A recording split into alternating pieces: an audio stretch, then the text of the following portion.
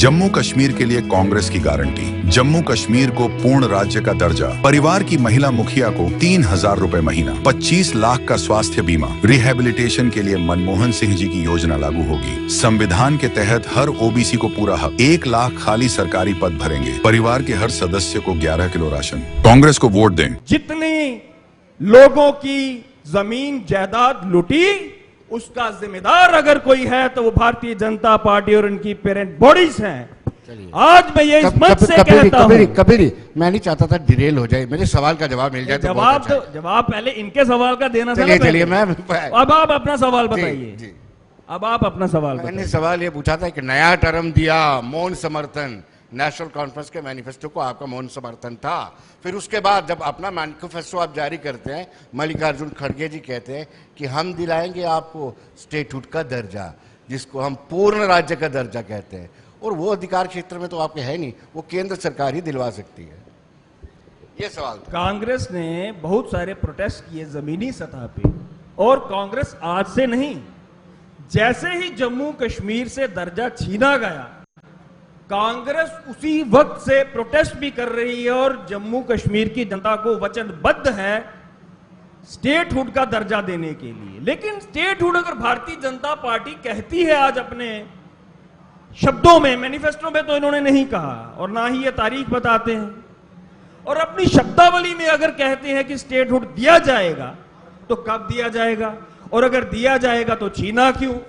और जो छीनने वाला अगर बात करे कि स्टेटहुड दिया जाएगा, तो मुझे लगता है कि स्टेटहुड छीनने वाले का आम जनता, जम्मू कश्मीर की जनता यकीन कैसे करेगी? ये तो आने वाले समय में जम्मू कश्मीर की जनता बताएगी ना कि छीनने वाला कभी वो अधिकार दे नहीं सकता। इसका फैसला तो जम्मू कश्मीर की जनता करेगी। और यहां तक कांग्रेस के मैनिफेस्टो की बात है, हमारा अपना मैनिफेस्टो है, हमने दिया है, और जब नेशनल कॉन्फ्रेंस के साथ सरकार बनेगी वो कॉमन मिनिमम प्रोग्राम के। चलिए दिनेश जी, मैं आता हूं आपका, अभिजीत जी आपके पास आता हूं। दिनेश जी, ये मौन समर्थन ने कितना डैमेज किया है कांग्रेस को? आपको क्या लगता है, आपका अपना एक्सपीरियंस क्या कहता है कि इतना खतरनाक मैनिफेस्टो जिसमें यह कहा गया हो कि 370 और 35 से वापस लाया जाएगा, पाकिस्तान से बातचीत की जाएगी, उन पत्थरबाजों को रिहा किया जाएगा, जिनकी नौकरी बर्खास्त की गई है, जिनके संबंध आतंकवादियों से, उस पर भी पुनर्विचार किया जाएगा, ये मौन समर्थन कांग्रेस को कितना डैमेज कर चुका है और कितना किया है?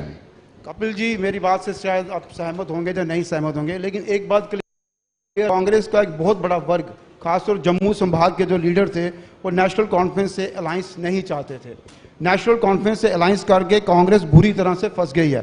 कांग्रेस की मानसिकता देखिए, शायद पॉलिटिकल हिस्ट्री में पहली बार ऐसा हुआ होगा कि चुनाव के 1 घंटे पहले, जब चुनाव लगभग शुरू हो चुका था, तो कांग्रेस ने अपना इलेक्शन मैनिफेस्टो जारी किया।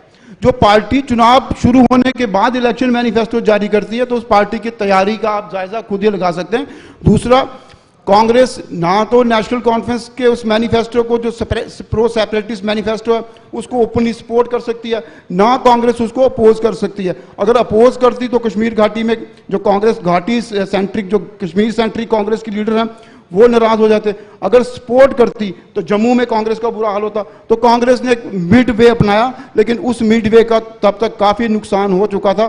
बीजेपी ने जिस तरह से नेशनल कॉन्फ्रेंस के मैनिफेस्टो को जम्मू कश्मीर में, जम्मू संभाग में एग्रेसिवली अपनी कैंपेन का हिस्सा बनाया, उससे कांग्रेस को बहुत डैमेज हुआ। खासतौर पर हिंदू बहुल जो 34-35 सीट्स हैं जम्मू संभाग की, उसमें कांग्रेस को भारी नुकसान हुआ है नेशनल कॉन्फ्रेंस के मैनिफेस्टो के कारण।